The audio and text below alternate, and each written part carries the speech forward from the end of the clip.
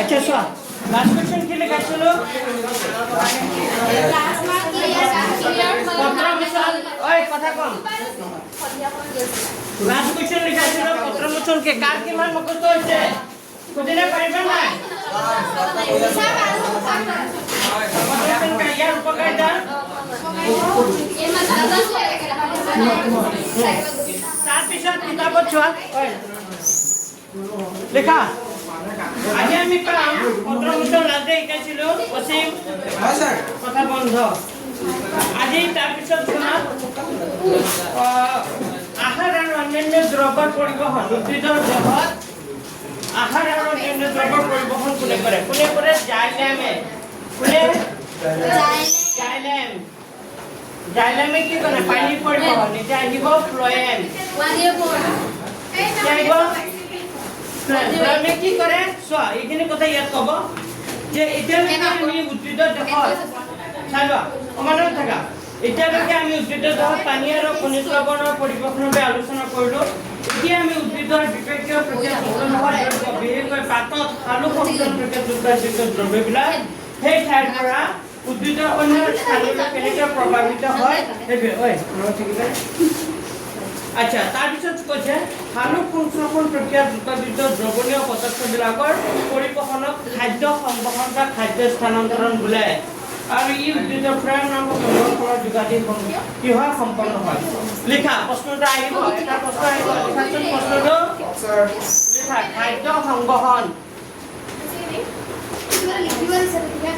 খাদ্য সংবহন বা খাদ্য স্থানান্তৰণ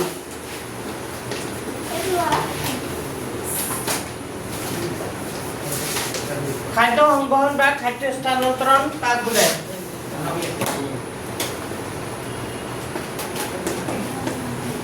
ই কিহৰ জৰিয়তে হয়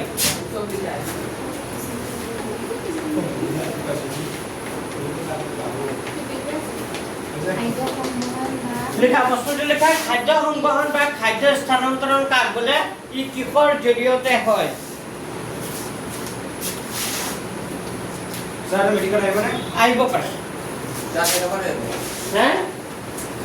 तू मार्क्स 1 क्लास 1 नो तो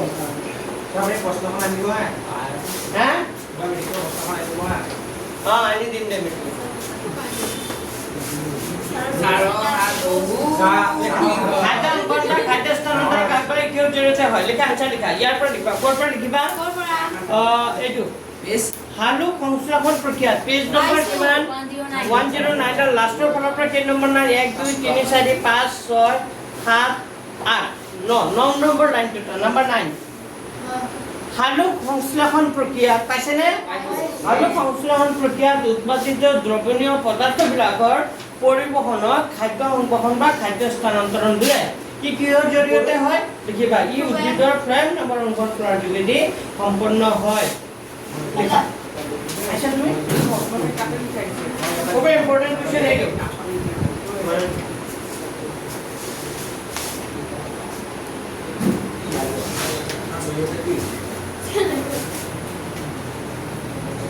इधर खा रही है यहाँ पर ये को लेके जाना सब देखते हैं अपने देखते हैं आलती हमारे गेट इसका पेन है और हम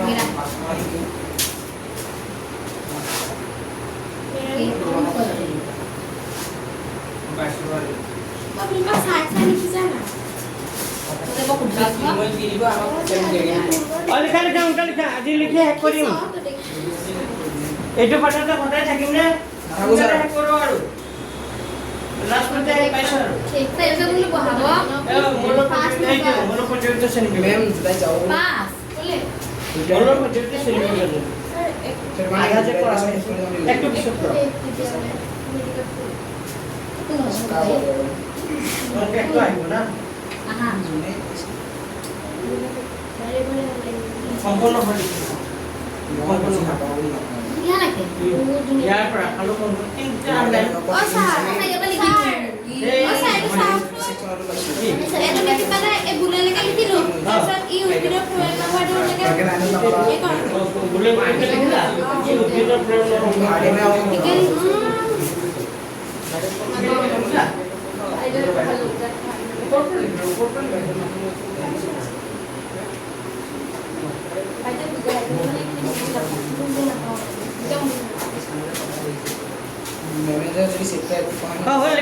আচ্ছা তাৰপিছত চোৱা তাৰ খাদ্য সংগ্ৰহণ কোনে কৰে ফ্লয়েমে কৰে আৰু তদুপৰি ফ্লয়েমে সালোক সংশ্লেষণ প্ৰক্ৰিয়াত উৎপাদিত দ্ৰব্যৰ উপৰিও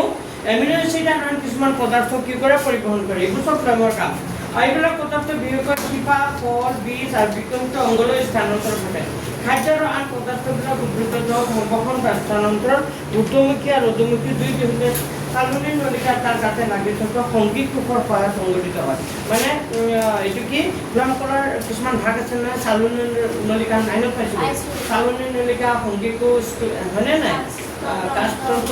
আৰু স্ক্লেৰেন পেনকাই মানে কি আছিলে হয়নে পাহৰি গ'লোঁ ময়ো এই চাৰিটা আছিলে তাৰ ভিতৰত দুটা আছিলে এটা হ'ল চালনী নলিকা আৰু এটা কি আছিলে সংগীত কোষ তো এই দুটাই কি কৰে উদ্ভিদৰ মানে জাইলেমৰ গতিটো তলৰ পৰা কেনেকৈ যায় ওপৰলৈ কিন্তু ফ্লয়েমে কি কৰিব তাতে তলৰ পৰা ওপৰলৈ নোযোৱাই নহয় চাইডতো যাব মানে ওপৰলৈ যাব সব প্ৰতিটো অংগলৈ কি হ'ব যাব পাৰ্শ্বভাৱে দুইফালে কি হয় ঊৰ্ধ্বমুখী অধোমুখী দুইফালে হয় কিন্তু জাইলেমৰ গতি তলৰ পৰা ওপৰলৈ যাব ওপৰলৈ সি তলৰ ওপৰৰ পৰা তললৈ নাহে কিন্তু ফ্লয়েমে কি হ'ব সব ঠাইতে কি হ'ব যাব পাৰে তো এইটো মনত থাকিবনে মনত থাকি যায় এইখিনি মই লিখি নিদিওঁ আৰু এইটো কুৱেশ্যন এনচাৰত আছে তেতিয়া লিখা দিম জাইলেম কলাৰ যোগেদি অহা সংবহন আৰু ফ্লয়েমৰ যোগেদি সংঘটিত সংক্ৰামণ বা খাদ্য স্থানৰ প্ৰক্ৰিয়া একে নহয় জাইলেম কলাৰ যোগেদি সংবহন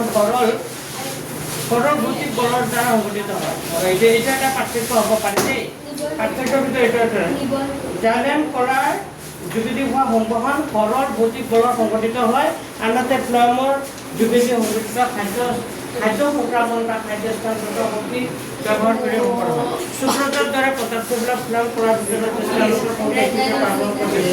ইয়াৰ দ্বাৰা প্ৰাকৃতিক বৃদ্ধি পায় পানীৰ এই চাপৰ সহায়তে পদাৰ্থবিলাক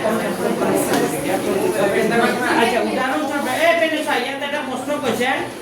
প্ৰশ্ন এটা হ'ব পাৰে যে উদ্ভিদৰ দেহৰ প্ৰয়োজনীয় অঞ্চললৈ ফ্লয়েম কৰা পদাৰ্থ বা খাদ্য সংগঠন ঘটায় ইয়াৰ এটা উদাহৰণ দিয়া ইয়াৰ এটা কি দিব লাগে উদাহৰণ দিয়া লিখাচোন প্ৰশ্ন এটা লিখা নেক্সট কুৱেশ্যন লিখা লিখা প্ৰশ্ন লিখা উদ্ভিদৰ কি কিয় নাহিলে অৰ্থনা কিয় নাহিলে উদ্ভিদৰ দেহৰ প্ৰয়োজনীয় অঞ্চললৈ লিখা আজি এইটো শেষ কৰিম মোটামুটি শেষ কৰি দিম আৰু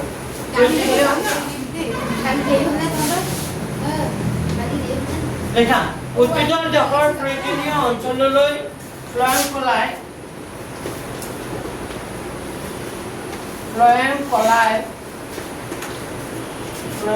পদাৰ্থ বা খাদ্যৰ সংবাহন পদাৰ্থ বা খাদ্যৰ সংবহন ঘটায়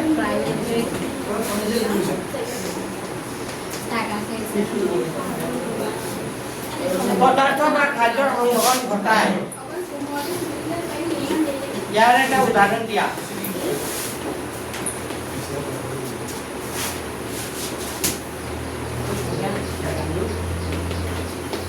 ইয়াত এটা কি দিয়া উদাহৰণ দিয়া আহিব পাৰে যে উদ্ভিদৰ দেহৰ প্ৰয়োজনীয় অঞ্চললৈ ফ্লয়েম কলাই পদাৰ্থ বা খাদ্য সংবহন ঘটায় যে প্ৰতিটো সকলোৱে যে খাদ্য সংবহন ঘটায় ইয়াত এটা কি দিব লাগে উদাহৰণ দিব লাগে তো উদাহৰণটো তোমালোকে লিখিবা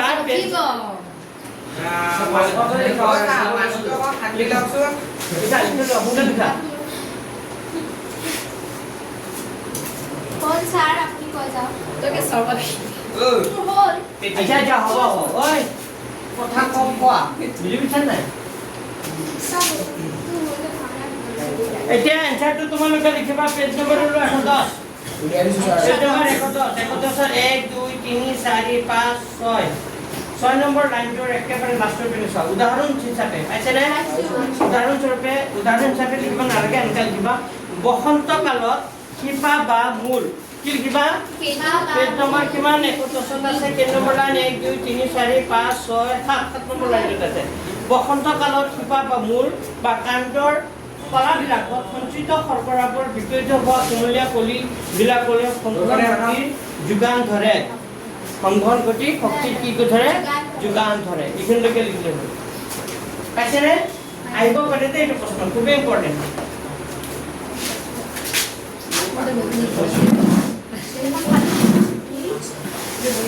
কলাবিলাকত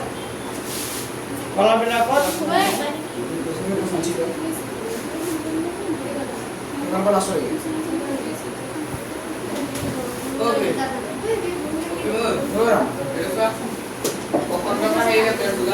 মলাদাৰ হয়ে দেখাচ্ছে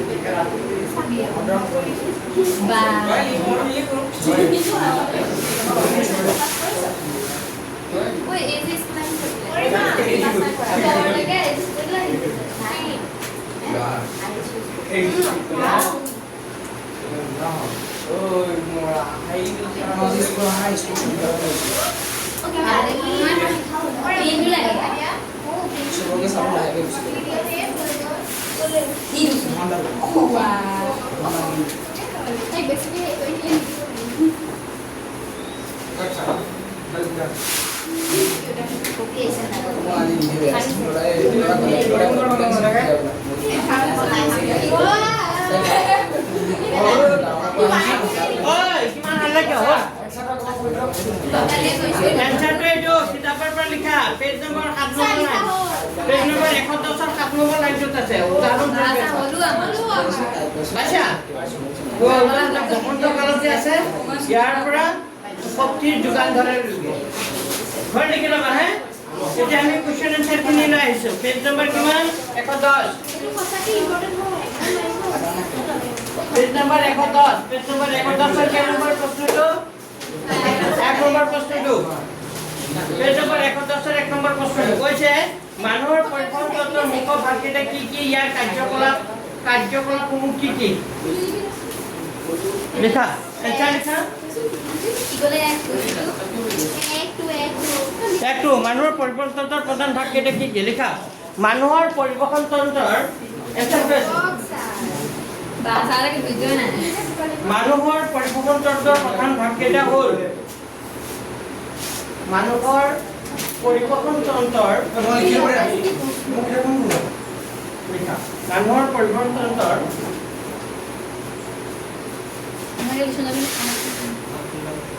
মানুহৰ পৰিবহণ তন্ত্ৰৰ প্ৰধান ভাগকেইটা হ'ল তোমালোকে কেইটা ভাগ লিখিছে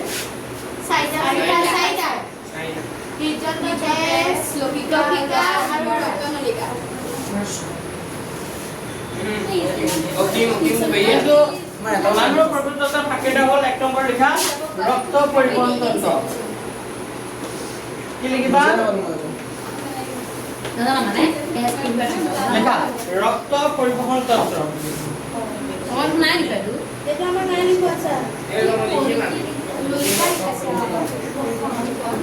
Actually কি হয় এই ৰক্ত পৰিবহন তন্ত্ৰটো হয় বেনে হোনা এই ৰক্ত পৰিবহন তন্ত্ৰটোৰ ভিতৰতে হৃদযন্ত্ৰ এইখিনি কি কৰে সোমাই কৰে বুজি পাইছা এইকেইটা ভাগ নহয় একচুয়ালি মেইন ভাগ হ'ল ৰক্ত পৰিবহন তন্ত্ৰ আৰু লক্ষিকা তন্ত্ৰ দুটাই বুজি পাইছা ইয়াৰ ভিতৰত সেইকেইটা কি হয় সোমাই থাকে ঠিক আছে লেখা আপুনি দুটা লিখাব মই দুটাই লিখা ৰক্ত পৰিবহন তন্ত্ৰ লেখা এই তন্ত্ৰৰ দ্বাৰা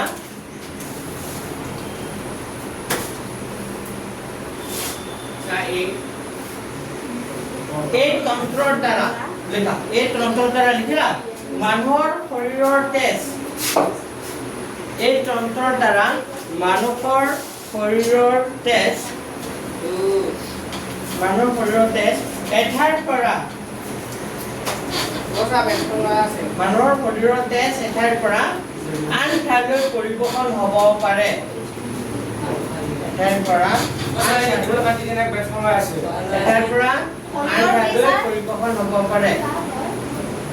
আকৌ কৈছো এই তন্ত্ৰৰ দ্বাৰা মানুহৰ শৰীৰৰ তেজ এঠাইৰ পৰা আন ঠাইলৈ কি হ'ব পাৰে পৰিবহণ হ'ব পাৰে কথা নাপাতিবা লিখা হ'ল এই তন্ত্ৰৰ দ্বাৰা মানুহৰ শৰীৰৰ তেজ এঠাইৰ পৰা আন ঠাইলৈ কি হ'ব পাৰে পৰিবহণ হ'ব পাৰে যাৰ ফলত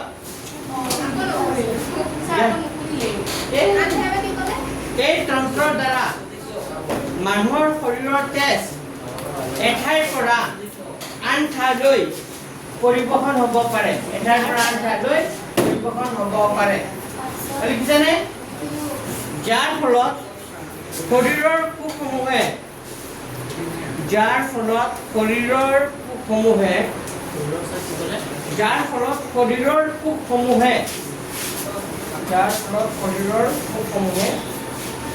পুষ্টি আৰু অক্সিজেন লাভ কৰে যাৰ ফলত শৰীৰৰ কোষসমূহে পুষ্টি আৰু অক্সিজেন লাভ কৰে পিছত লিখিবা হৃদযন্ত্ৰ কি লিখিবা নহয় ইয়াতে হৃদযন্ত্ৰ কমা পিছত লিখিবা ৰক্তকোষ নহয় লগতে হৃদযন্ত্ৰ কমা তাৰপিছত ৰক্তকোষ আৰু ৰক্তনলিকাৰ দ্বাৰা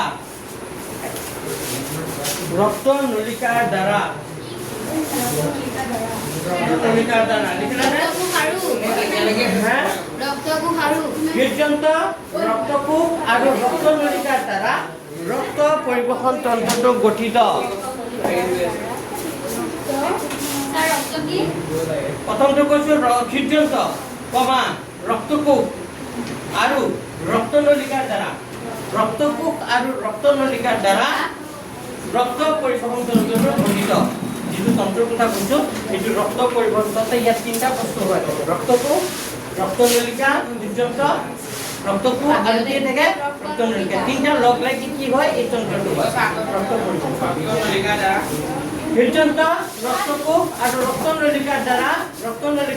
ৰক্ত পৰিবহণ তন্ত্ৰটো গঠিত দেখিলা মানুহৰ ৰক্ত পৰিবহণ তন্ত্ৰৰ দ্বাৰা লিখা মানুহৰ ৰক্ত পৰিবহণ তন্ত্ৰৰ দ্বাৰা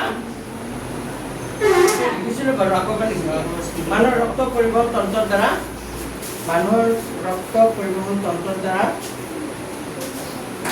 অক্সিজেন ৰক্ত পৰিবহণ তন্ত্ৰৰ দ্বাৰা অক্সিজেন ৰক্ত লিখিলে হ'ব অক্সিজেন কাৰ্বন ডাই অক্সাইড ৰক্ত পৰিবহণ তন্ত্ৰৰ দ্বাৰা অক্সিজেন O2, CO2, খাদ্য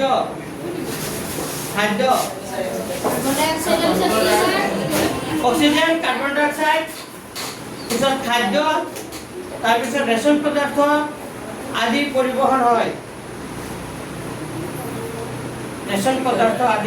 পৰিবহণ হয়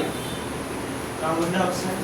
আকৌ কৈছো মানুহৰ ৰক্ত পৰিবহণ তন্ত্ৰৰ দ্বাৰা অক্সিজেন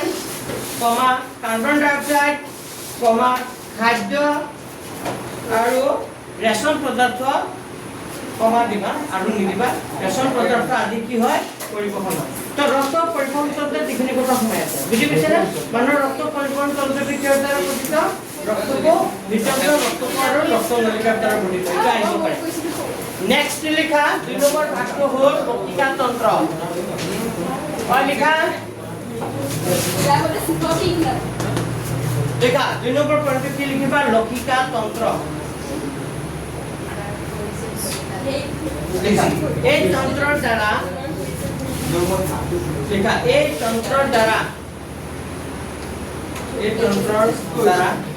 তন্ত্ৰৰ দ্বাৰা লিখিবা নে মাজেৰে লিখিবা এই তন্ত্ৰৰ দ্বাৰা লক্ষিকা পৰিবহণ হয়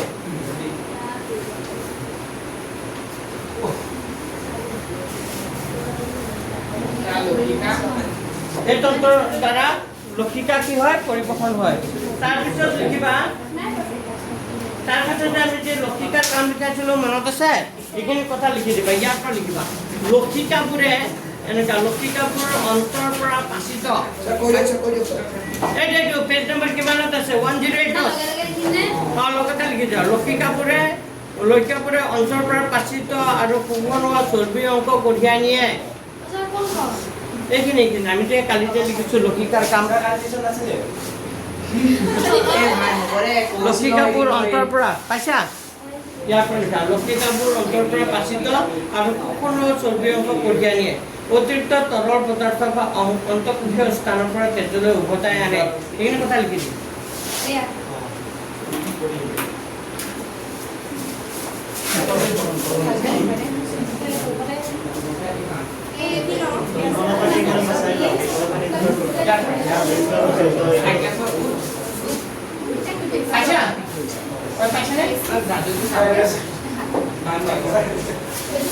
তোমালোকে লিখিছে নাই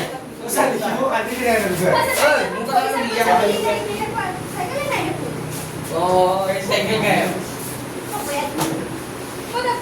মোবাইল লগাই থৈছে দিয়া এই জানো আৰু নকওঁ দিয়া লিখা দে সোনকালে লিখালে মই কিন্তু কালি প্ৰশ্ন লিখাই দিম কোনোবাই ৰৈ গৈছে ৰৈ যাওক মোৰ ক'ব লগা নাই তোমালোকে কথাটো যদি নুশুনা গুৰুত্ব নিদিয়া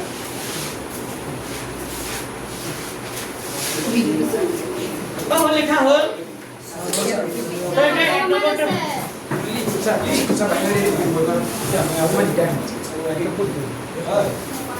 দিয়া দিয়া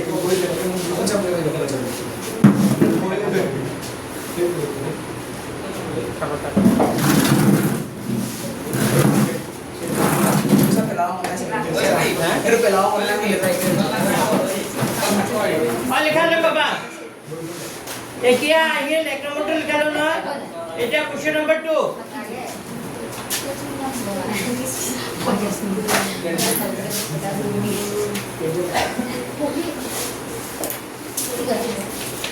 2 নম্বৰ প্ৰশ্নটো কি কৈছিলে পক্ষী আৰু স্তন্যপায়ী প্ৰাণীৰ বিশুদ্ধ আৰু অশুদ্ধ তেজ কিয় পৃথক কৰি ৰখাৰ প্ৰয়োজন 2 নম্বৰটো question number 2 is very very important 2 নম্বৰটো এটা আহিব পাৰে নে পৰীক্ষা পক্ষী আৰু স্তন্যপায়ী প্ৰাণীৰ অশুদ্ধ আৰু বিশুদ্ধ অশুদ্ধ তেজ কিয় পৃথক কৰি ৰখাৰ প্ৰয়োজন এটা আহিব পাৰে লেখা আনসাৰ লেখা লেখা পক্ষী আৰু স্তন্যপায়ী প্ৰাণীৰ পক্ষী আৰু স্তন্যপায়ী প্ৰাণীৰ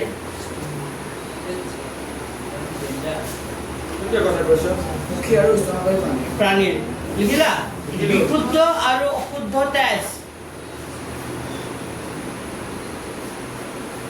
বিশুদ্ধ আৰু অশুদ্ধ তেজ মিহলি নোহোৱাকৈ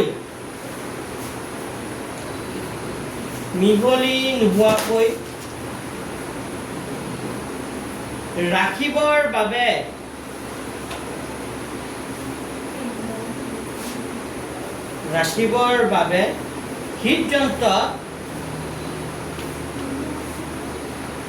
হৃদযন্ত্ৰ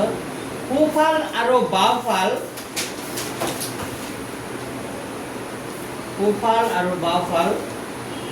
দুটা ভাগ আছে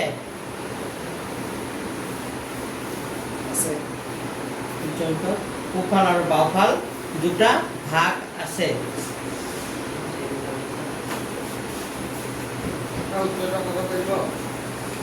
আগৰবাৰ কৈছো শুনিবা পক্ষী আৰু স্তন্যপায়ী প্ৰাণীৰ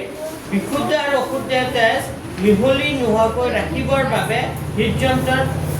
সোঁফাল আৰু বাওঁফাল দুটা কি থাকে ভাগ আছে লিখিলা লগতে লিখিবা হৃদযন্ত্ৰৰ এনে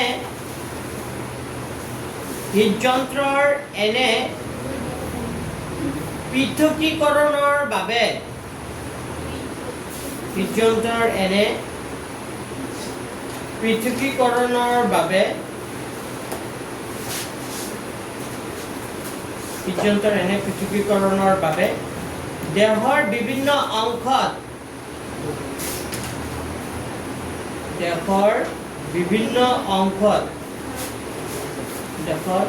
দেহৰ বিভিন্ন অংশত যথেষ্ট পৰিমাণৰ এইটো মুখত উচ্চাৰণ নহয় হৃদযন্ত্ৰৰ এনে পৃথকীকৰণৰ বাবে দেহৰ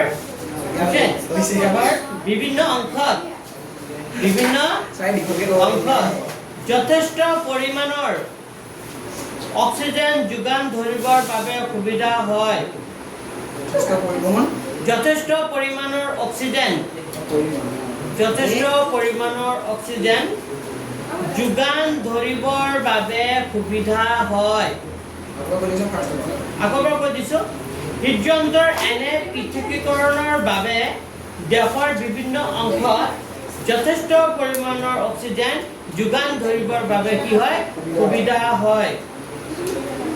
পক্ষী আৰু স্তন্যপায়ী প্ৰাণীবোৰ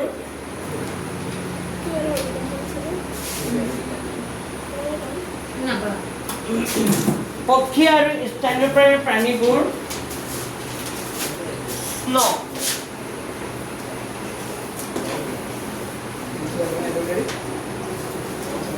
এই মনে দেখা পক্ষী আৰু স্তন্যপায়ী প্ৰাণীবোৰ উষ্ণ ৰক্ত প্ৰাণী উষ্ণ ৰক্ত প্ৰাণী দেখিলা ইহঁতে পানীবোৰৰ পক্ষী আৰু স্তন্যপায়ী প্ৰাণীবোৰ উচ্চ ৰক্ত প্ৰাণী ইহঁতে দেহৰ উষ্ণতা ইহঁতে দেহৰ উষ্ণতা নিয়ন্ত্ৰণৰ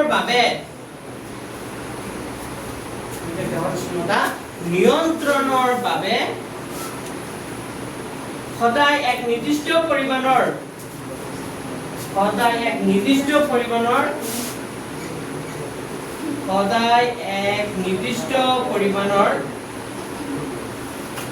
শক্তিৰ আৱশ্যক হয় কপি এক নিৰ্দিষ্ট পৰিমাণৰ শক্তিৰ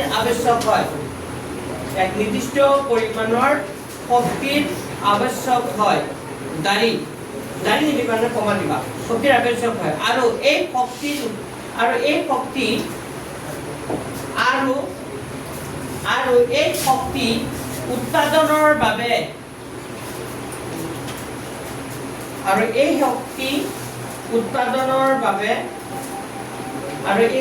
উৎপাদনৰ বাবে যথেষ্ট পৰিমাণৰ অক্সিজেনৰ আৱশ্যক হয় আৰু এই শক্তি উৎপাদনৰ বাবে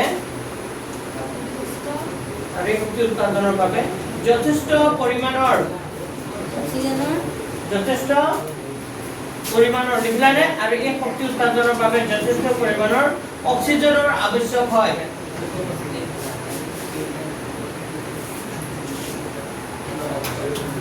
আৰু এই শক্তি উৎপাদনৰ বাবে যথেষ্ট পৰিমাণৰ অক্সিজেনৰ কি আৱশ্যক হয় সেয়েহে বাকীখিনি প্ৰশ্নটো লিখি দিয়া কি লিখিবা সেয়েহে পক্ষী আৰু স্তন্যপায়ী প্ৰাণীৰ বিশুদ্ধ ৰক্ত তেজ পৃথক কৰি ৰখাৰ প্ৰয়োজন সেয়েহে মানে স্তন্যপায়ী প্ৰাণীবোৰৰ সিদ্ধান্তত দুটা কথা থাকে গোপাল আৰু হাঁওফাঁও তাৰ কাৰণে যথেষ্ট পৰিমাণৰ অক্সিজেন যোগান ধৰিব পাৰে আৰু যেহেতু পক্ষী আৰু স্তন্যপায়ী প্ৰাণীবোৰ উচ্চৰক্তীয় প্ৰাণী আৰু সিহঁতক কি কৰিব দেহৰ উষ্ণতা নিয়ন্ত্ৰণ কৰি ৰাখিবৰ কাৰণে নিজৰ বডিটো গৰম কৰি ৰাখিবৰ কাৰণে সিহঁতৰ যথেষ্ট পৰিমাণৰ কি হয় অক্সিজেন আৱশ্যক হয় আৰু নহয় একে আমাৰ নিচিনা আমাৰ তেজৰ মানে একে সমান সিদ্ধান্ত চাইছে বেছি গৰম থাকে না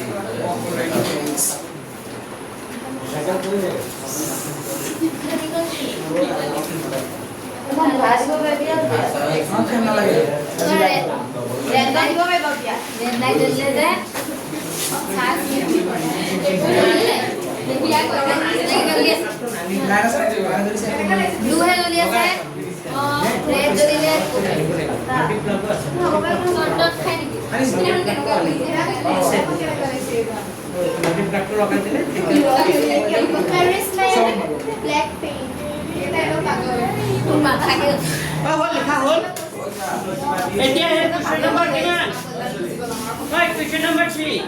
উচ্চ খাপৰ উদ্ভিদৰ পৰিৱৰ্তনৰ অংশসমূহ কি কি? লিখা 3 নম্বৰটো লিখা। লিখা question number 3 নম্বৰটোৰ এনসাৰ লিখা। লিখা 3 নম্বৰ প্ৰশ্নটোৰ এনসাৰ লিখা। লিখা উচ্চ খাপৰ উদ্ভিদৰ পৰিৱৰ্তনৰ প্ৰধান ভাগকেইটা হ'ল জাইলেম আৰু ফ্লোয়েম। এনসাৰ কি লিখিবা? জাইলেম আৰু ফ্লোয়েম। জাইলেম আৰু ফ্লোয়েম।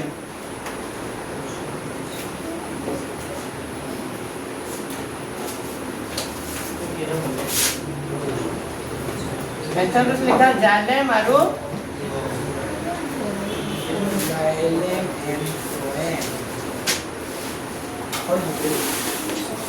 জাইলেম আৰু ফ্লাইম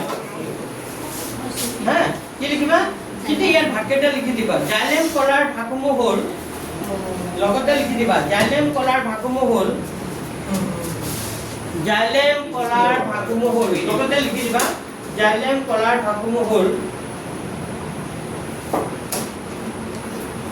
জাইলেম কলাৰ ভাগসমূহ হ'ল লিখিবা জাইলেম কলাৰ ভাগসমূহ কি লিখিবা ট্ৰেকাই কি লিখিবা ট্ৰেকাই তাৰপিছত ট্ৰেকাই তাৰপিছত নলিকা ট্ৰেকাই তাৰপিছত কি লিখিবা নলিকা পিছত লিখিবা জাইলেম পেৰেনকাইমা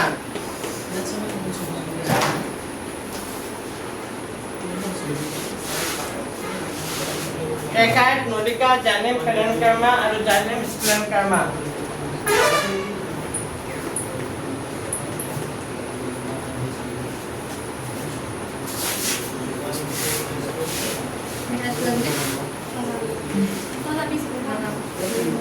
ট্ৰেকাইট নলিকা জাইলেম পেৰেনকাইমা জাইলেম স্প্লেনকাইমা এটা হল জাইলেম কলাৰ ভাগকেইটা ট্ৰেকাইট নলিকা জাইলেম পেৰেনকাইমা আৰু জাইলেম স্প্লেনকাইমা তাৰপিছত প্ৰেকেটেন্সটো লিখিবা ফ্লাইম কলাৰ ভাগসমূহ হ'ল ফ্লাইম কলাৰ ভাগসমূহ হ'ল ফ্লাইম কলাৰ ভাগসমূহ হ'ল চালনী নলিকা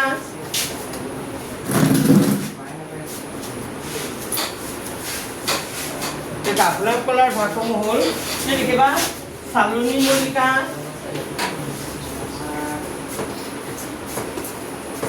ফ্লাইম কলাৰ ভাগসমূহ হ'ল চালনী নলিকা তাৰপিছত লিখিবা সংগীকু চালনী নলিকা সংগীকু তাৰপিছত ফ্লাইম তন্ত্ৰ ফ্লাইম তন্ত্ৰ আৰু ফ্লাইম পেৰেনকাইমা Sir, you know some very pension is our reason. ফ্লাইম পেৰেনকাইমা যদি তেনেকা কৰি আছে ৰিজাল্ট হৈ তেনেকাই হ'ব আপনাৰ সাথে আগে দিন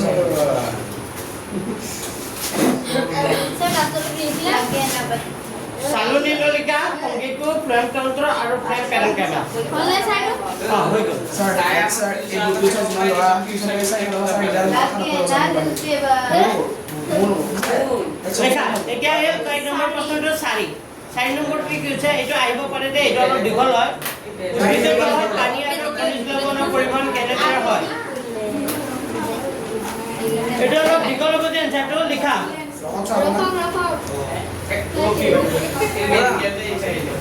ইয়া আমাৰ লেখা কাটিব 4 নম্বৰটো এনসাৰ লেখা কোৱেশ্চন নম্বৰ 4 লেখা ওসু সৰি লাগে এক্সাম হবে আমি লাভ হবে 4 নম্বৰটো এনসাৰ লিখা উদ্ভিদৰ দেহত আমাৰ জায়গা খানে 4 নম্বৰটো এনসাৰ লিখা উদ্ভিদৰ দেহত পানী আৰু খনিজ লৱণ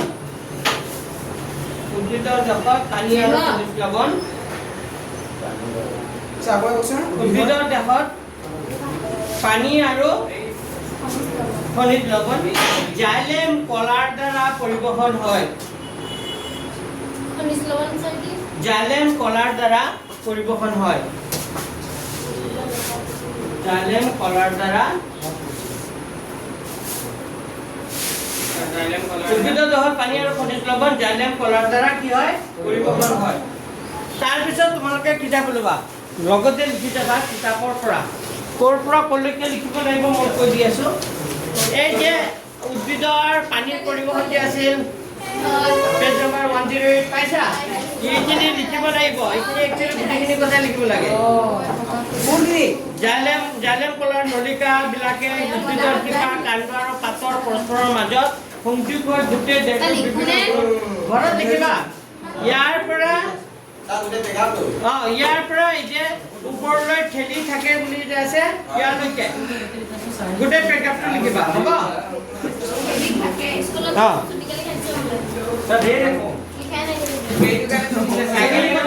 এইখিনি কথা মোৰ কথা লিখিব লাগে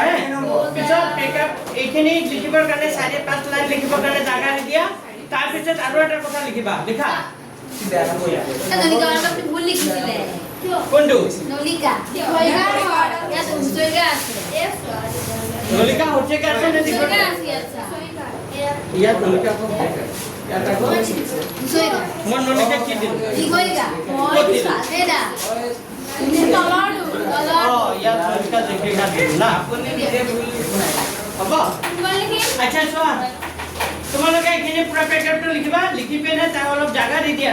মানে এখানে লিখিব কাৰণে জায়গা দি দিয়া তাৰ পিছত আৰু অলপ কথা লিখিব লাগিব মই লিখি দিছো লিখি দিছো হ্যাঁ প্ৰেকাচনটো লিখিবা কিমান দেখাইলি উদ্ভিদৰ পাতত থকা জায়গা দিছা তাৰ পিছত লিখা উদ্ভিদৰ পাতত থকা পত্ৰৰ ৰন্ধ্ৰই উদ্ভিদৰ পাতত থকা পত্ৰৰ ৰন্ধ্ৰই উদ্ভিদৰ পাতত থকা পত্ৰৰ ৰন্ধ্ৰই পানীৰ অণুবিলাক উদ্ভিদৰ পাতত থকা পত্ৰৰ ৰন্ধ্ৰই পানীৰ অণুবিলাক উদ্ভিদৰ পাতত থকা পত্ৰৰ পানীৰ অণুবিলাক বাষ্প আকাৰে এৰি দিয়াৰ ফলত বাষ্প আকাৰে এৰি দিয়াৰ ফলত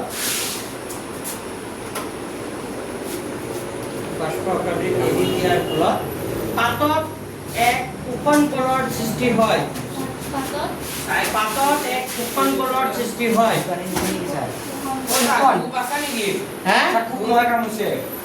পাতত এক শোষণ বলৰ সৃষ্টি হয় তোক নাই পাহৰি থাকিলে নহয় তোক এটা লৈ আনিবাচোন মই পইচা দি দিম লাগে হ'ব কিলাৰ এটা চলাই লৈ আহিবা এটা ক'ত আনিবা নাই এতিয়া যাব নালাগে নাই এই হেলকাখন আহোঁতে লৈ আহিবা এতিয়া যাবা আকৌ গৈ পিনে চাইকেল দি ক'ত মাৰি দিবা পিছত বেয়া কথা হ'ব কৈছে টিউশ্যন পঢ়াই আছোঁ ল'ৰাটাক আনিব দিছোঁ গৈ পিনে গাড়ী এটা একদম আগেদি গুচি গ'ল নহয় কি ৰাস্তা পাৰ হৈ বেয়া গৈছে পিছত চব মানুহে তাক গালি পাৰিছে পিছত আকৌ কৈছে কোনে পঠাইছে টিউশ্যন চাৰে পঠাইছে মানে এনেকুৱা মানে বহুত বুজি পাইছে না ক'ব নালাগে মই তোমালোকৰ অৰ্ডাৰ নিদিওঁ হয় এক শোষণ বলৰ চিট লৈ আহিবা মই পইচা দিম এক শোষণ বলৰ চিট লিখিলা আৰু ইয়াৰ বাবেই শোষণ বলৰ সৃষ্টি আৰু ইয়াৰ বাবেই শিপাত থকা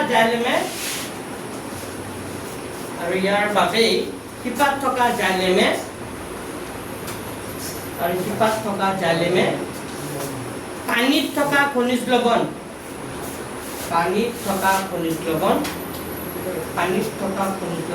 শোষণ কৰিবলৈ বাধ্য হয়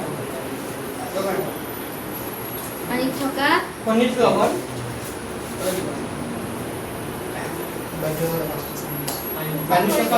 শোষণ কৰিবলৈ বাধ্য হয় এইখিনি কথা লিখিলে হ'ল যদি 4 মাৰ্কছ আহে এইখিনি হ'ব কিন্তু 3 মাৰ্কছৰ আহিব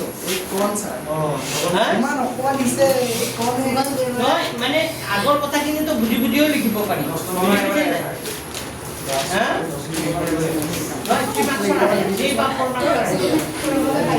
আচ্ছা কুৱেশ্যন নম্বৰ 5 কি ক'ব নালাগে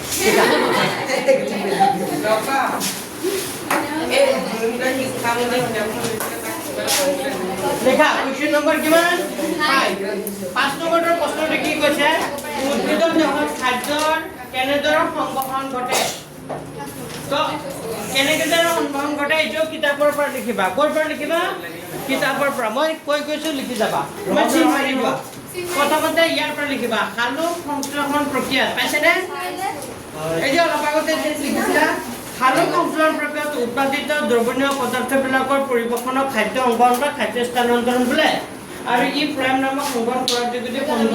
সম্পন্ন হয় তদুপৰি ফ্ল'য়েমে সালোক সংশ্লেষণ প্ৰক্ৰিয়াত উৎপাদিত দ্ৰৱণীয় এমিনো এচিড আৰু কিছুমান পদাৰ্থ পৰিবহণ কৰে এইবিলাক পদাৰ্থ ব্যক্তি শিপা ফল বীজগত অংগত সংবহন কৰে ইয়াৰ পৰা এই সংঘটিত হয় বুলি কয় ক'ৰ পৰা ক'লৈকে লিখিবা ইয়াৰ পৰা এই সালোক সংশ্লেষণৰ পৰা সংঘটিত হয় বুলি লৈকে দুইবাৰ তিনি আহিব ঘৰত লিখিবা নেকি সবে চিনমাৰ লোৱা ঘৰত লিখিবা ক'ৰ পৰা পেজ নম্বৰ কিমান 109ৰ এই সালোক সংশ্লেষণৰ পৰা সংঘটিত হয় বুলি লৈকে লিখিলে হ'ব বুজি পাইছা তাৰপিছত আহিল ৰেচন স্যাৰ এইটো মানুহৰ ৰেচন তন্ত্ৰটো কিহেৰে গঠিত আহি থাকে পৰীক্ষা ৰেচন মানে বুজি পাইছা আমাৰ দেশত জৈৱ ৰাসায়নিক প্ৰক্ৰিয়াত আমাৰ দেশত কিছুমান কি হয় অদৰকাৰী কিছুমান বৰ্জিত পদাৰ্থ উৎপন্ন হয় এই বৰ্জিত পদাৰ্থবোৰ ত্যাগ কৰা প্ৰক্ৰিয়াকে কি বুলি কয় ৰেচন কাৰ্ডত মই লিখাইছোঁ এতিয়া লিখি নিদিওঁ হ'ব এতিয়া আহিল মানুহৰ ৰেচন তন্ত্ৰটো কিহেৰে গঠিত আহে এইটো খুবেই ইম্পৰ্টেণ্ট কুৱেশ্যন এইটো মেট্ৰিকত এবাৰ আহিছিলে 2018-17 চনত আহিছিলে লিখা প্ৰশ্নটো লিখা মানুহৰ ৰেচন তন্ত্ৰটো লিখা মানুহৰ ৰেচন তন্ত্ৰটো কিহেৰে গঠিত এইটো ইম্পৰ্টেণ্ট কুৱেশ্যন হয় This one is very important. আহিছিলে এবাৰ মেট্ৰিকত কোন চনত আহিছে তোমালোকে কুৱেশ্যন বেংক চাই দি ল'বা এইটো আহিছিলে পৰীক্ষা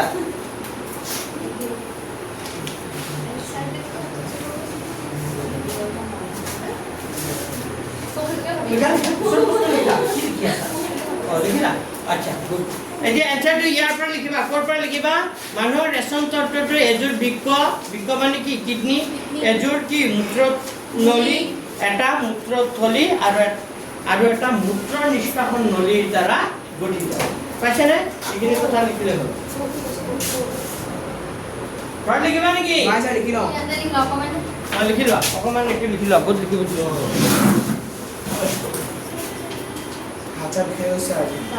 লিখিব লাগিব তিনি ঘন্টা এগুলো লিখি নাও স্যার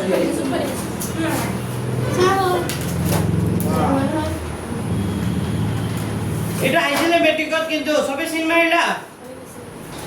সৰি খবৰ কোন চনত আহিছিলে এবাৰ চাই ল'বাচোন 18 চনত না 17 চনত আহিছিলে কমন কৰি গৈছে বহুত ল'ৰা ছোৱালীয়ে পাৰা নাই এটা একদম ভিতৰৰ পৰা কুৱেশ্যন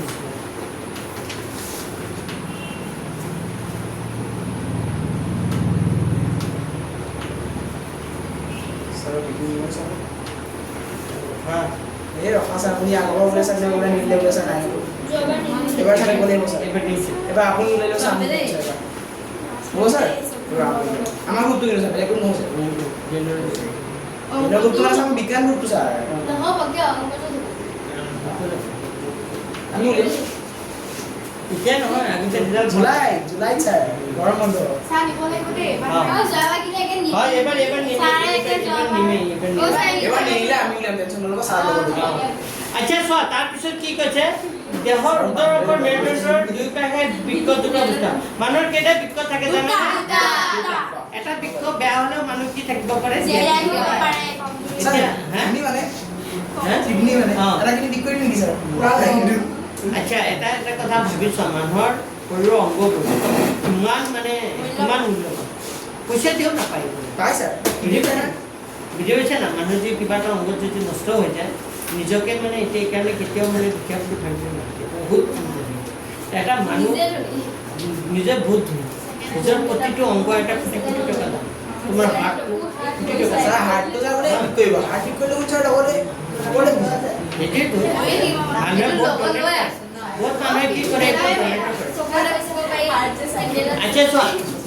দেহৰ উদাহৰণ আজি কি কৈছে এই বৃক্ক দুটা উৎপন্ন হোৱা মূত্ৰবাহী নলীয়েদি আহি মূত্ৰথলীত জমা হয় আৰু মূত্ৰথলীৰ পৰা নিৰ্দিষ্ট সময় হয় বা মূত্ৰৰ নিষ্কাশন নলীয়ে দেহৰ পৰা বাহিৰ কৰি দিয়ে মূত্ৰ উৎপন্ন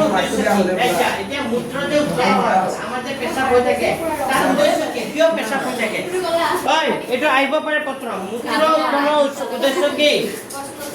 লিখা এইটো কোৱেশ্চন লিখা মূত্ৰ উৎপন্নৰ উদ্দেশ্য কি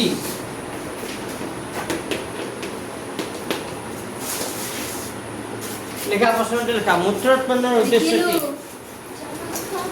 স্যার আপনি লড়ে স্যার আমি খাতা দিন স্যার হ্যাঁ দাদি পার্মানেন্ট লিখাই চকলেট বহুত খাইছে লিখা এনসারটো লিখিবা এনসারটো কি লিখিবা এনসারটো লিখা তেজৰ পৰা উপজাত এনসাৰটো লিখা মূত্ৰ উৎপন্নৰ উদ্দেশ্য হ'ল তেজৰ পৰা উপজাত পদাৰ্থবোৰ চেকি বাহিৰ কৰি এইটো তেজৰ পৰা কিতাপৰ পৰা চাই লিখা মূত্ৰ উৎপন্নৰ উদ্দেশ্য হ'ল তেজৰ পৰা উপজাত পদাৰ্থবোৰ চেকি বাহিৰ কৰা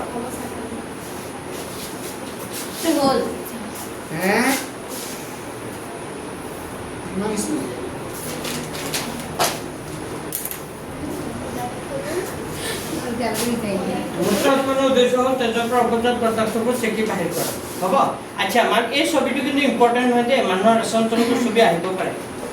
মানুহৰ ৰেচন তন্ত্ৰৰ ছবিটো আহিব পাৰে খুবেই দৰকাৰী এই ছবিটো চাব লাগিব আচ্ছা তেতিয়া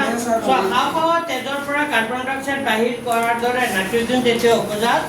পদাৰ্থ যেনে ইউৰিয়া ইউৰিক এচিড আদি তেজৰ আদি বৃক্ক তেজৰ পৰা আঁতৰ কৰা হয় হাওঁফাওঁত যিদৰে অসংখ্য সৰু ৰক্তজালিকা থাকে তেনেদৰে বৃক্কত অসংখ্য পাতল বেৰৰ ৰক্তজালিকা থাকে সেই ৰক্তজালিকাৰ বৃক্কত লগ লাগি কাপ সদৃশ নলিকা গঠন হয় এই নলিকাবোৰে তেজ চেকাত সহায় কৰে এই বৃক্কত অসংখ্য নলিকা থাকে এইবোৰ কি বুলি কয় নেফ্ৰন আচ্ছা আমাৰ কিডনিয়ে কি কৰে এনেকৈ কিডনিত কি থাকে এনেকৈ কি থাকিব নেফ্ৰন থাকে মানে কিছুমান ৰক্তজালিকা থাকে বুজি পাইছে না প্ৰতিটো বৃক্ক মানে প্ৰতিটো কিডনিত অসংখ্য নলিকাৰ কি থাকে একক থাকে এইবোৰক কি বুলি কয় নেফ্ৰন থাকে এনেকৈ জালি নিচিনা এনেকৈ কি থাকে কাপৰ নিচিনা এইটো কেনেকৈ কাপৰ নিচিনা তেতিয়াই মানে কি হয় টেষ্টটো প্ৰতিবাদ কি হয় এদিনত এজন সুস্থ মানুহৰ বিষয়ে কিমান লিটাৰ তেজ থাকে জানা নাই 180 লিটাৰ কিমান লিটাৰ 180 লিটাৰ তেজ কি কৰিব আমাৰ স্যাৰ গাত কিমান লিটাৰ তেজ আছে আমাৰ তেজত তুমি যিমান পানী খাবা তোমাৰ যিমান পানী খাবা পানীটো কৰিব মিক্স হ'ব তেজত মিক্স হৈ তেজৰ পৰা কি হ'ব তেজটো ইমান কি হ'ব ফিল্টাৰ হ'ব যিমান তেজটো ফিল্টাৰ হ'ব ইমান তোমাৰ গাৰ পৰা কি হ'ব এই লেতেৰা বস্তুবোৰ কি হ'ব ওলাই যাব এতিয়া পানী যদি তুমি কমকৈ খোৱা তেতিয়া তোমাৰ পেচাবটো কম হ'ব আৰু এই যে তেজ ফিল্টাৰেশ্যনটো কি হ'ব কমি যাব যেতিয়া তেজৰ ফিল্টাৰেশ্যনটো কম হ'ব তেতিয়া কি হ'ব কিছুমান লেতেৰা বস্তু গৈ কিডনিত কি হ'ব জমা হ'ব কিডনিত জমা হৈ এটা সময়ত কি হ'ব পাথৰ কিডনি ষ্ট'ন তেতিয়া নাম পৰিব কি কিডনি ষ্ট'ন তো কিডনি ষ্ট'ন হ'লে কিমান প্ৰব্লেম হয় গম পাইছে হয়নে নাই পেটৰ কি হ'ব কিডনি ষ্ট'ন হ'লে কি হ'ব পেটৰ বিষ হ'ব হয়নে নাই কিডনি ষ্ট'ন যদি বহুত ডাঙৰ হৈ যায় তেতিয়া অপাৰেশ্যন কৰিব লগা হ'ব পাৰে হয়নে নাই সেইকাৰণে পৰাপক্ষত তোমালোকে যিমান পাৰা কি খাবা যিমান পাৰা পানী পেচাব কৰাৰ ভয় যেতিয়া বাথৰুম যাৱাৰ ভয় খাইটো মিনিমাম খাই আচলতে যিমান ওপৰত খাব বুজি পাইছে না স্যাৰ আমাৰ সাথে শৰীৰত কিমান লিটাৰ আছে 4 to 5 লিটাৰ তেজ দে স্যাৰ দিয়ে তেজ দে মানে কাবাক যে দিয়ে এষ্ট টেষ্ট মানে কেনেকৈ আছে পুৰ টেষ্ট মানে কাবাক জোৰ আমি যিবোৰ বস্তু খাওঁ খোৱাৰ লগতে টেষ্টটো নাহে লগতে আহিব লগতে নাহে কিন্তু আহি যাব তুমি যিমান খাবা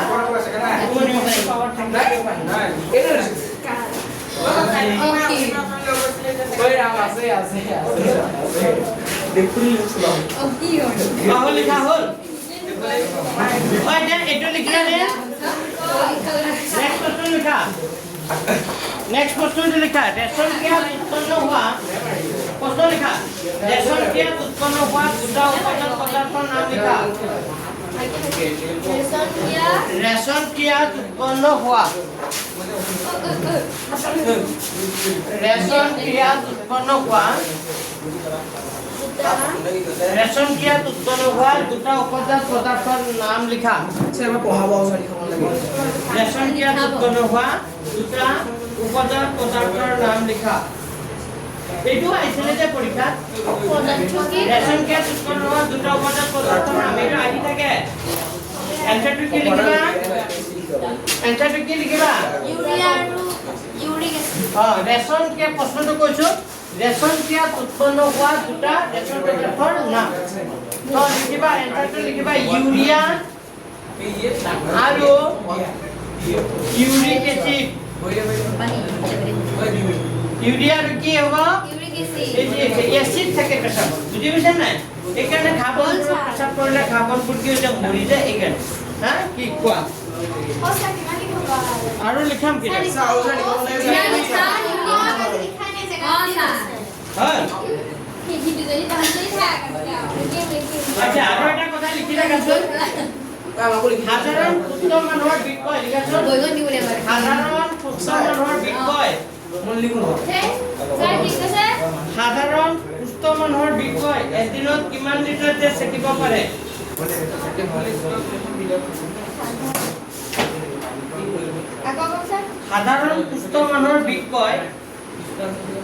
সাধাৰণ সুস্থ মানুহৰ বিষয় এদিনত কিমান লিটাৰ তেজ চেকিব পাৰে এইটো আহিছিলে পৰীক্ষাত সাধাৰণ সুস্থ মানুহৰ বিষয় এদিনত কিমান লিটাৰ তেজ চেকিব পাৰে 180 লিটাৰ 180 লিটাৰ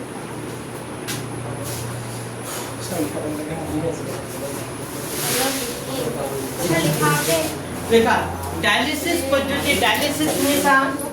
ঐ ডায়ালিসিস শুনিছা কিডনি ডায়ালিসিস ডায়ালিসিস মানে হল মানে কি হয় ডায়ালিসিস এইটো এটা ছবি দিয়া আছে দেখা পাইছা মানুহৰ যেতিয়া কিডনিটোতে কি হৈ যায় বেয়া হৈ যায় এই টেষ্টটো কি কৰে ডায়ালিসিস কৃত্ৰিম বিকট কৰে মানে এনেকা এটা মেচিনৰ আছে বুজি পাইছা এটা মানে এটা দি কি হ'ব টেষ্ট কি হ'ব তোমাৰ গাত কি হ'ব ওলাই থাকিব ওলাই কি হ'ব ফিল্টাৰ হ'ব আৰু তাৰ মাজেৰে আকৌ টেষ্টটো কি হ'ব তোমাৰ গাত কি হ'ব ওলাই থাকিব তেনেকৈ মানে কৰে এইটো কিডনি ডায়ালিসিস বুলি কয় যাৰ কিডনিটোতে কি হৈ যায় বেয়া হৈ যায় সেই মানুহক এইটো সপ্তাহে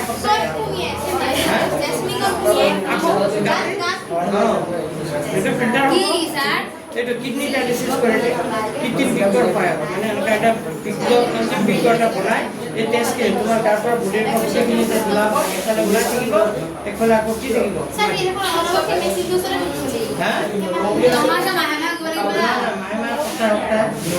বেছি যায় একেবাৰে বেয়া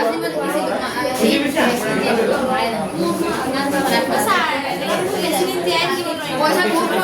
বহুত খৰচ হয় আৰু মানুহটো জীয়াই বেছি দিন নাথাকে বুজি পাইছা কেতিয়া কিডনি ফেল হৈ যায় কিডনি যদি বেয়া হৈ যায় নহয় তেতিয়া মানুহ দেখা প্ৰশ্ন এটা লিখাচোন ডায়ালিসিস বুলিলে কি বুজা ডায়ালিসিস এইটো আহিছিলে যোৱাবাৰ তোমালোকৰ পৰীক্ষাত আহিছিলে ডায়ালিসিস পদ্ধতি কি ডায়ালিসিস পদ্ধতি কি এটা আহিছিলে যোৱাবাৰ তোমালোকৰ পৰীক্ষাত লিখা এনসাৰটো লিখা কৃত্ৰিম বৃক্কৰ সহায়ত লিখা কৃত্ৰিম বৃক্কৰ সহায়ত কৃত্ৰিম বৃক্কৰ সহায়ত লিখিলেনে নাইট্ৰজেন জাতীয় কৃত্ৰিম বৃক্কৰ সহায়ত নাইট্ৰজেন জাতীয় বৰ্জিত পদাৰ্থবোৰ কৃত্ৰিম বৃক্কৰ সহায়ত নাইট্ৰজেন জাতীয় বৰ্জিত পদাৰ্থবোৰ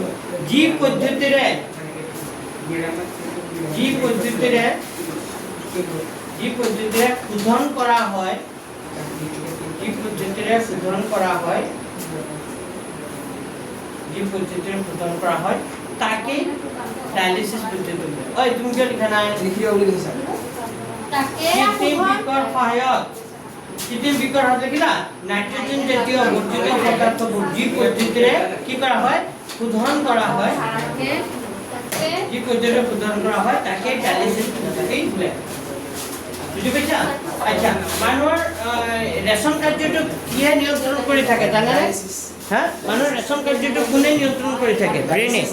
ওই শুনি লোৱা মানুহৰ ৰেচন কাৰ্যটো কোনে নিয়ন্ত্ৰণ কৰি থাকে ব্ৰেইনে মানে স্নায়ু নিয়ন্ত্ৰণ আমি মগজুটো ক'ব লাগিব যদি ইয়াত পেচাব কৰ বা ইয়াত কি হ'ব পেচাব নকৰ ব্ৰেইনত কি ব্ৰেইনে বলে আমাৰ ব্ৰেইনে কন্ট্ৰল কৰে যোন মানুহৰ কি হ'ব ব্ৰেইনটো বেয়া এই মানুহ যততে পেচাব কৰিব পাৰে মানে যদি ব্ৰেইনটো কাম নকৰে তেতিয়া হ'ব কিন্তু যাৰ জ্ঞান আছে ব্ৰেইনে কাম কৰি আছে কি আছে তেতিয়া কি মানুহ ভিতৰত ব্ৰেইনে আপুনি ক'লে ইমান টাইম লাগিছিল বুলি আমি পাগল মানে দৰে কৰিব লাগিছিল কি আপুনি যে নাম ক'লে পাগল আছে আপুনি ক'লে ইমান টাইম লাগে আমি ভাল মানুহ কাৰণেতো এটা লাগে কৈছিলো না কেনে লিখা স্যাৰ ব্ৰেইনত কি লাগে স্যাৰ ব্ৰেইনত কি লাগে মানে মানুহৰ মস্তিষ্ক আছে তাত আচ্ছা ভিউ লিখা প্ৰশ্নটো লিখাচোন মানুহৰ ৰেচন কাৰ্য মানুহৰ ৰেচন কাৰ্য কিহৰ দ্বাৰা নিয়ন্ত্ৰিত হয় মানুহৰ ৰেচন কাৰ্য প্ৰথমতে লিখা মানুহৰ ৰেচন কাৰ্য কিহৰ দ্বাৰা নিয়ন্ত্ৰিত হয় লিখি দিছো মানুহৰ ৰেচন কাৰ্য এইটো কোৱেশ্যনো আহিব পাৰে দেই এইটো মই টেষ্ট পেপাৰত চাইছোঁ মই যে প্ৰশ্নোত্তৰবোৰ যে লিখাই আছোঁ চব টেষ্ট পেপাৰৰ প্ৰশ্ন হয় বুজি পাইছে নাই এইবোৰ যে প্ৰশ্ন লিখাই আছোঁ এইবোৰ চব পৰীক্ষাৰ প্ৰশ্ন হয় মানুহৰ ৰেচন কাৰ্য কিহৰ দ্বাৰা নিয়ন্ত্ৰিত হয় হা কিহৰ দ্বাৰা নিয়ন্ত্ৰিত হয় আৰু কিয় হয়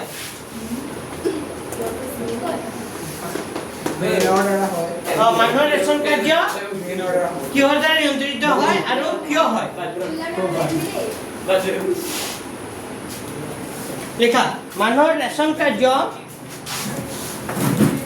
লিখা মানুহৰ ৰেচন কাৰ্য স্নায়ুৰ দ্বাৰা নিয়ন্ত্ৰিত হয় মানুহৰ ৰেচন কাৰ্য স্নায়ুৰ কোনে মাৰ্ক এতিয়া ছুটি দিয়া টাইম মাৰ্ক খোৱাৰ টাইম হৈছে নেকি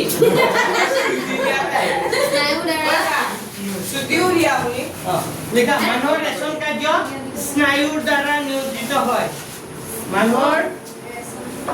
মানুহৰ ৰেচন কাৰ্য স্নায়ুৰ দ্বাৰা কি হয় নিয়ন্ত্ৰিত হয় কাৰণ মানুহৰ মূত্ৰথলীটো লিখা মানুহৰ মূত্ৰথলীটো পিত্তযুক্ত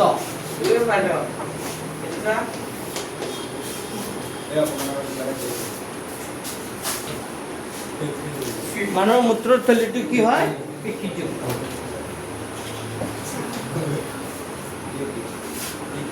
urinary bladder কি বুলি কয় urinary bladder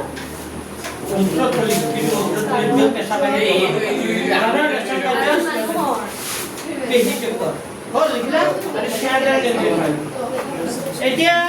এইখিনি কথা হৈ গ'ল নেফ্ৰন কি আছে বাৰু নেফ্ৰন আৰু এটা কোৱেশ্যন লিখিব আছে যে লিখি দিওঁ নেকি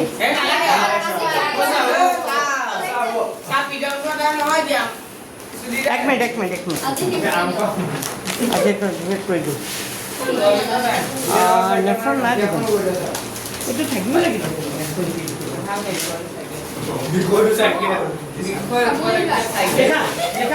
এটা খুবেই ইম্পৰ্টেণ্ট কুৱেশ্যন লিখাটো নেফ্ৰন কি লিখা নেফ্ৰন কি ইয়াৰ কাম কি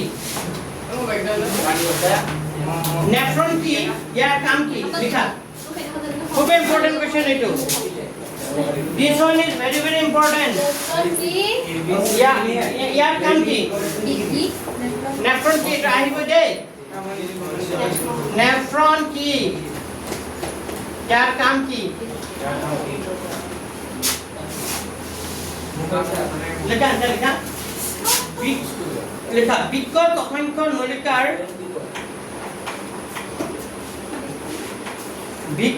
লিখা বৃক্কত অসংখ্য নলিকাৰ অসংখ্য নলিকাৰ চুপিৰ দৰে একক আছে বৃক্কত অসংখ্য নলিকাৰ চুপিৰ দৰে কি আছে একক আছে বুজিলা একক আছে এটা বৃক্কত কেইবা লাখো এনে একক থাকে এটা বৃক্কত কেইবা লাখো এনে একক থাকে এটা বৃক্কত কেইবা লাখো এনে একক থাকে বুজিলা এটা বৃক্কত কেইবা লাখো এনে একক থাকে লিখিলা এইবোৰকে নেফ্ৰন বোলে এটা বৃক্কত কেইবা লাখো এনে একক থাকে লিখিলা এইবোৰকে নেফ্ৰন বোলে এইবোৰকে কি বুলি কয়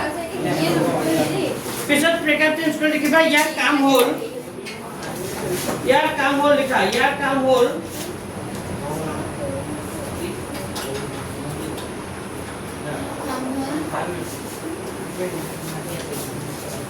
ইয়াৰ কাম হ'ল লিখা নেফ্ৰনবোৰে আমাৰ শৰীৰৰ বাবে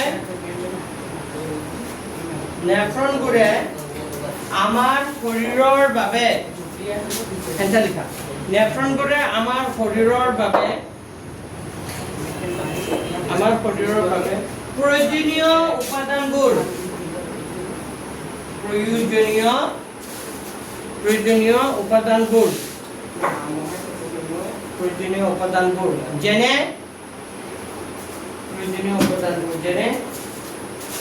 গ্লুকোজ, এমিনো এসিড,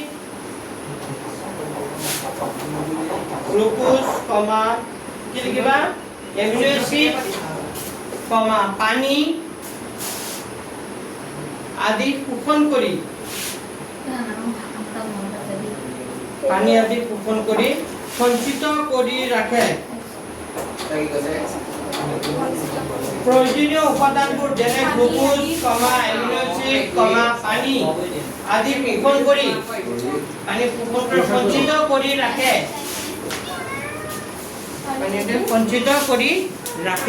আৰু বৰ্জিত পদাৰ্থবোৰ হৈ গৈছে আৰু বৰ্জিত পদাৰ্থবোৰ অলপ আছে আৰু বৰ্জিত পদাৰ্থবোৰ যেনে ইউৰিয়া, ইউৰিক এসিড, আদি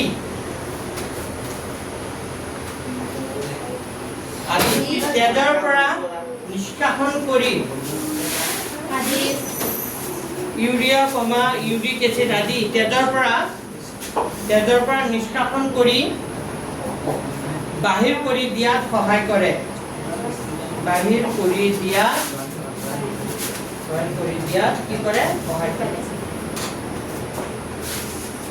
হ'ব, আজি ইয়াতে সমাপ্ত কৰিছোঁ। ঠিক আছে, আৰু এদিন পঢ়া আমি এইটো শেষ কৰিম। আৰু আমাৰ ভিডিঅ' শেষ কৰি আছোঁ, হয়নে নাই?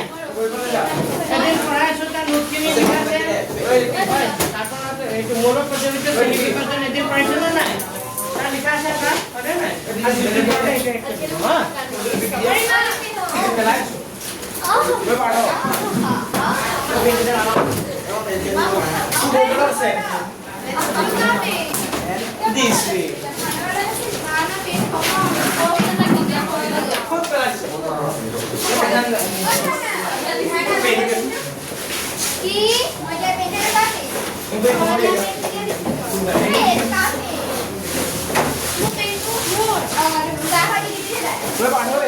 Apa?